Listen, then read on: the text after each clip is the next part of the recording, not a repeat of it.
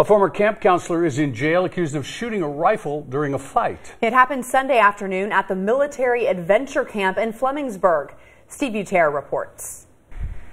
They march. I see them up there, the boys, and they have a good time. I mean, I enjoy watching the Army boys. I call them Army boys. The military adventure camp near Poplar Plains is a privately operated summer program for teens who want a taste of what life as a soldier is like. But neighbor Vicki Miller didn't know why police officers, not military officers, were at the camp this Sunday. I just saw the city police go in. And then about 20 minutes later was the state cops. There was two of them. And they was up there maybe 45 to an hour at least. The sheriff's office says this all stems from an argument involving three men and 27-year-old Calvin Kraft, who was a camp counselor. According to the citation, here's what went down.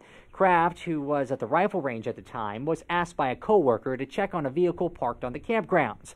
One of the three men says Mr. Kraft approached, yelling profanities and brandishing his rifle, and later threatened that man's 16-year-old son. That same man struck Mr. Kraft in the face with his fist, at which point the rifle fired 2 times but didn't hit anyone. Neighbors we spoke to say they didn't hear any gunshots go off this weekend, and there were no campers on the campgrounds at the time. That's a good thing they wasn't there, maybe, you know. But I don't know. Kraft was charged with wanton endangerment and now is in the Mason County Jail. Camp workers we spoke to says that he was relieved of his duties after the incident. Covering the news in Fleming County, Steve Butera, LEX18 News.